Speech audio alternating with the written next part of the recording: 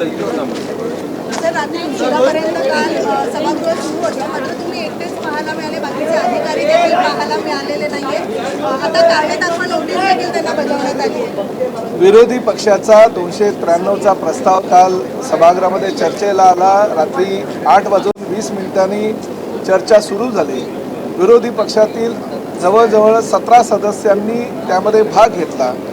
मोठमोठे विधिमंडळातील विरोधी पक्षाचे नेते जे 4-4, 5-5 वेळा निवडून आलेले आहेत, त्यांनी आपली भूमिका स्पष्ट केली, आपलं म्हणणं सभागृहामध्ये मांडलं. आणि त्याचबरोबर रात्री 1:18 सभागृह चालू होतं. राज्याचा मंत्री म्हणून माननीय मुख्यमंत्री आणि दोन्ही उपमुख्यमंत्र्यांनी दिलेल्या निर्देशानुसार मी सभागृहामध्ये हजर होतो आणि सर्व सदस्यांच्या भावना, आपल्या आपल्या मतदारसंघातले विषय, प्रामुख्यानं मुंबईच्या SRA किंवा नगरविकास खात्याच्या संदर्भात काही भावना सर्व सन्माननीय सदस्यांनी उपस्थित केल्या होत्या, त्या जाणून घेतल्या आणि त्याचं विश्लेषण करून त्या संदर्भात शासनाच्या वतीनं आम्ही उत्तर देऊच. परंतु त्यावेळेस सभागृहामध्ये अधिकारी कुणी उपस्थित नव्हते अशी भावना सदस्यांनी केली आणि त्याचबरोबर पीठासीन अधिकाऱ्यांनी सुद्धा ती अतिशय आपली भावना त्या सभागृहामध्ये व्यक्त केल्यानंतर त्या अधिकाऱ्यांवर कारवाई करावी अशी सुद्धा मागणी काही सदस्यांनी केली. प्रामुख्यानं राज्याचे मुख्यमंत्री आणि दोन्ही उपमुख्यमंत्र्यांनी गेल्या कॅबिनेटमध्ये असा निर्णय घेतला होता की जसे सभागृहामध्ये मंत्री आणि सदस्यांनी उपस्थित राहणं गरजेचं आहे, त्याचबरोबर सगळ्या अधिकाऱ्यांनी सुद्धा त्या संदर्भातील चर्चा उपस्थित असताना, त्याच्या खात्या संदर्भात चर्चा उपस्थित असताना त्या ठिकाणी उपस्थित राहणं गरजेचं आहे. परंतु एकही अधिकारी काल उपस्थित नव्हता, ही दुर्दैव आहे. मला असं वाटतं माननीय मुख्यमंत्र्यांच्या कानावर ही गंभीर घटना मी घालणारच आहे आणि त्या संदर्भात ते कारवाई काहीतरी करतील. परंतु 293च्या चर्चेमध्ये भाग घेत असताना मोठे मोठे जे पुढारी आहेत ते मात्र निघून गेले होते. सर्वसामान्य जे पहिले टर्मवाले, दुसरे टर्मचे आमदार रात्री 1:20 सभागृहामध्ये थांबलेले होते आणि त्यांनी आपल्या भावना व्यक्त केल्या. निश्चितपणे सकारात्मक उत्तर शासनाच्या वतीने त्यांना देण्यात येईल. सभागृहामध्ये चर्चा झाली, लोकशाही मराठीने हा खरं तर मुद्दा उपस्थित केला होता. काय एकूणच चर्चा झाली? नाही, ठाण्यामध्ये आणि प्रामुख्याने माझ्याच मतदारसंघामध्ये वन खात्याच्या अखत्यारीतरित्या असलेल्या एका खाजगी जमिनीच्या संदर्भात जितेंद्र आव्हाड जे ठाण्याचे सदस्य आहेत त्यांनी आपल्या भावना व्यक्त केला होता. त्यांनी आरोपसुद्धा त्या TDRच्या संदर्भात केले होते. त्या ठाण्याचा त्या भागाचा आमदार आणि राज्याचा मंत्री म्हणून मी सुद्धा जागेवर जाऊन पाहणी केली होती. मी सुद्धा माझं पत्र महापालिका आयुक्तांना त्या संदर्भात दिलेलं आहे. शेवटी माननीय सर्वोच्च न्यायालयानं काही जर निर्णय घेतले असतील, त्यावर काही निर्देश दिले असतील तर त्याचं पालन करणं राज्याचं आणि प्रामुख्यानं ह्या महाराष्ट्र शासनाचं कर्तव्य. आणि माननीय उच्च न्यायालय आणि माननीय सर्वोच्च न्यायालय जो काही निर्णय घेईल तो निर्णय बंधनकारक करून आम्ही त्या पद्धतीनं कारवाई करण्याच्या सूचना महापालिका आयुक्तांना केलेल्या. केंद्रीय मंत्री नितीन गडकरी यांनी 2020 साली मुख्य सचिवांना पत्र लिहिलं होतं की बजरंग खरमाटे नावाचे एक अधिकारी आहेत, जे भ्रष्ट आहेत, त्यांची हकालपट्टी करा. मात्र अजूनही ते कार्यरत आहेत, पदावर आहेत आणि वसुली रॅकेट त्यांचं अजूनही सुरू आहे. तुम्ही काही कारवाई करणार का? माननीय नितीन गडकरी साहेबांचं जे पत्र जे आहे ते माझ्या तर वाचनात आलेलं नाही. परंतु तुम्ही म्हणताय त्या व्यक्तीची राज्य शासनाच्या माध्यमातून चौकशी करण्याचे निर्देश परिवहन मंत्री म्हणून मी, उपमुख्यमंत्री म्हणून एकनाथ शिंदे साहेबांनी, कारण प्रवीण दरेकरांनी तो मुद्दा सभागृहामध्ये उपस्थित केला होता आणि त्याचबरोबर मुख्यमंत्र्यांनी सदरचं प्रकरण जे आहे ते प्रकरण आम्ही EOWकडे वर्ग केलेला आणि EOWच्या माध्यमातून त्याची चौकशी करण्याच्या सूचना माननीय मुख्यमंत्र्यांनी अधिकृतरित्या दिलेल्या आहेत. सर, HSRP संदर्भात प्रश्न आहे. आज शेवटची डेडलाईन आहे, उद्यापासून तुम्ही कारवाई सुरू करणार आहात का? पण त्याचा फटका 1 कोटी वाहनांना बसणार आहे. कशा प्रकारे 1 कोटी वाहनांना? साधारणतः 2019 पूर्वी राज्यामध्ये 2,10,00,000 वाहनांची नोंद होती. 2019 नंतर सर्व कंपन्यांना आदेश देण्यात आले होते की HSRPच्या नंबर प्लेटनुसारच तुम्ही नवीन गाड्या बाजारात आणा. त्यामुळे जे पूर्वीचे 2,10,00,000 ग्राहक होते त्यांना HSRP नंबर प्लेट लावण्यासाठी त्यावेळेस निविदा प्रक्रिया राबवण्यात आली. 3 निविदाकारांनी त्याला प्रतिसाद दिला आणि 3ही जणांना ते जो महाराष्ट्राचा विभाग आहे तो विभागून देण्यात आला.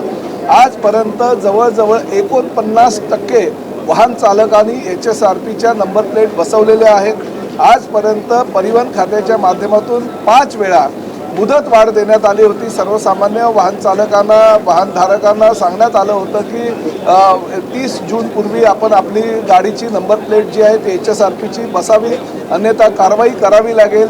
जवळजवळ 5 वेळा मुदतवाढ दिल्यानंतर सुद्धा सर्वसामान्य वाहन चालकांनी जर ती नंबर प्लेट बसवली नसेल तर उद्यापासून नाईलाजास्तव का होईना नियमाच्या अधीन राहून आमच्या RTOचे अधिकारी प्रत्येक वाहन चालकाला ज्यांनी नंबर प्लेट HSRPची बसवली नसेल त्याच्यावर दंडात्मक कारवाई करेल। 1000 रुपये दंडात्मक कारवाई करण्याच्या सूचना ह्या आमच्या डिपार्टमेंटच्या अधिकाऱ्यांना व आपल्या परिवहन आयुक्तांनी दिलेल्या आहेत।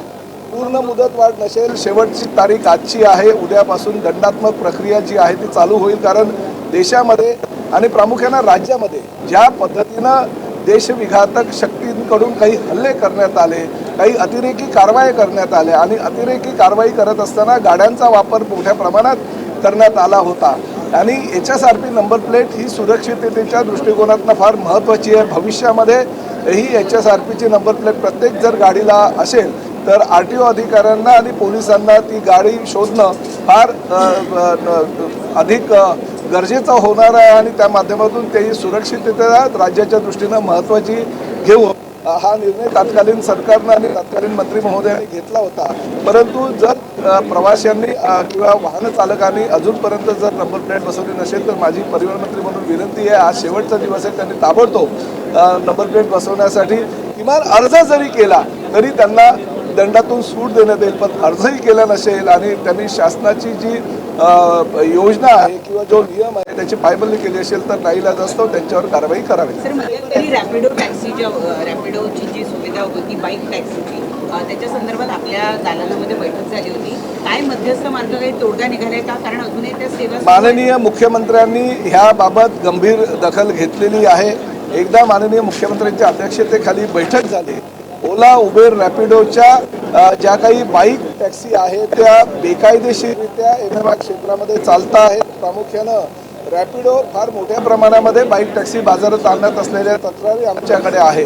माननीय मुख्यमंत्र्यांनी या संदर्भात गंभीर दखल घेऊन एका बैठकीचे आयोजन करण्याचं सूचित केलेलं आहे। माननीय मुख्यमंत्र्यांकडे त्या संदर्भात बैठक होईल आणि अंतिम निर्णय घेण्यात येईल। सर, 8 दिवस झाले खासदार 6 खासदार तुमच्याकडे आले, त्यापैकी एक खासदार ओमराजे निंबाळकर हे काल रात्री मुख्यमंत्र्यांना भेटून आले।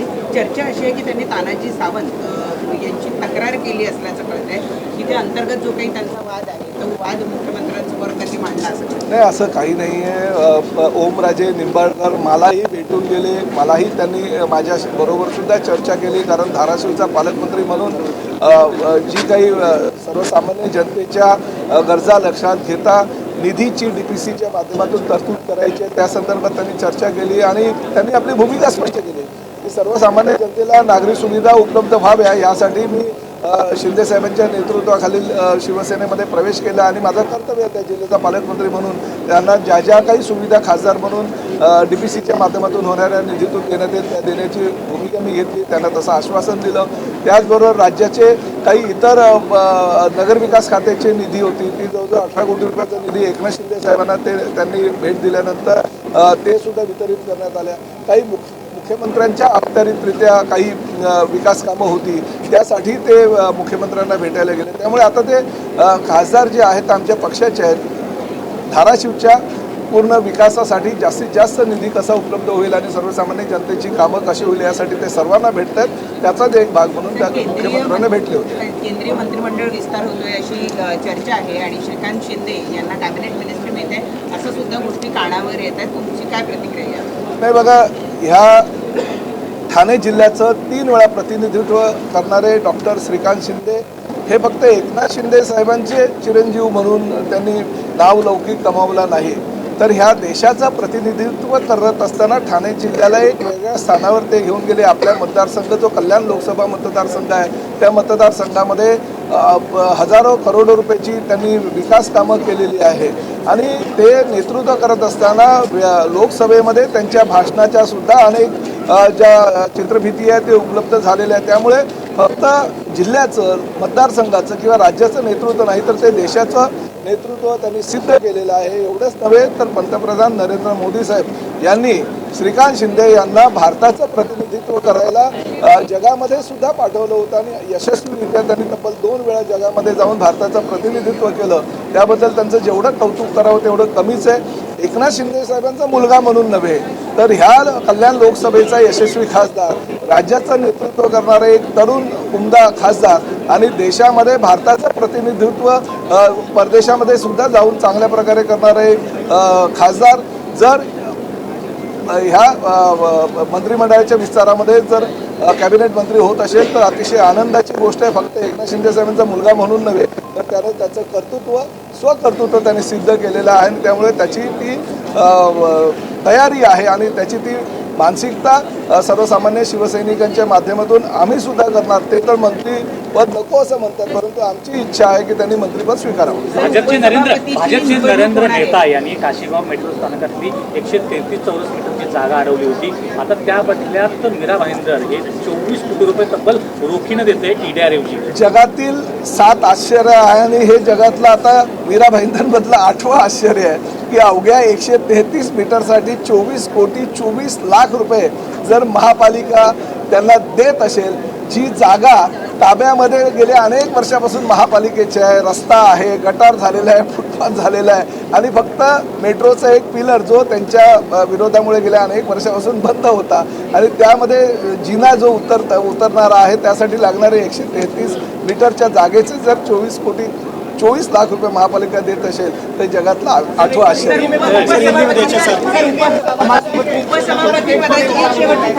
उपसभापतीची निवडणूक होती आहे, भवियानं सुद्धा उमेदवार दिलेला आहे आणि तुमच्या पक्षात सुद्धा चुरस आहे असं दिसून येतं. बघा, आमच्या पक्षामध्ये सर्वस्वी निर्णय हे उपमुख्यमंत्री एकनाथ शिंदे साहेब घेत असतात. ते आता तासाभरामध्येच त्याचा निर्णय लागेल. त्यामुळे कोण उमेदवार असेल आणि सभेमध्ये विधान परिषदेमध्ये संख्याबळ महायुतीचं जास्त असल्याकारणाने उपसभापती आमचा होणार यामध्ये ती मात्र शंका नहीं. HSRP नंबर प्लेट के लिए 5 टाइम हमने एक्सटेंशन दिया. राज्य में जिस तरह से देश विघातक कार्रवाई के दौरान HSRP नंबर प्लेट जरूरी होती है, बहुत ही जब भी राज्य में और खासकर मुंबई में जब भी देशद्रोहियों ने हमला किया उस वक्त सरकार ने ऐसा निर्णय लिया कि HSRP नंबर प्लेट जरूरी है हर गाड़ियों में और उस तरह से हमने करीबन 1.5 साल पहले उसको मान्यता दी. दिसंबर 24 में HSRP नंबर प्लेट जो निविदाकार थे उनको वर्क ऑर्डर दी गई है और राज्य में बंधनकारक किया गया था कि 2 करोड़ 10 लाख जो गाड़ियां है 2019 के पहले की उनको HSRP नंबर प्लेट बंधनकारक है और उस तरह से अभी तक करीबन 5 बार उनको एक्सटेंशन दिया गया. अभी तक 49% यानी करीबन 1 करोड़ 4 से 5 लाख गाड़ियों को नंबर प्लेट लगाई गई, मगर अभी भी बहुत सारी गाड़ियां बाकी है, करीबन 1 करोड़ 10 लाख. तो उन्होंने अगर नहीं लगाया तो आज का आखिरी का दिन है. उन्होंने अगर एप्लीकेशन भी किया HSRP नंबर प्लेट के लिए तो भी उनको दंड में सहूलियत दी जाएगी. मगर अगर उन्होंने लगाया ही नहीं और उन्होंने एप्लीकेशन भी नहीं किया तो कल से RTO के अधिकारी उनके ऊपर कार्रवाई करेंगे.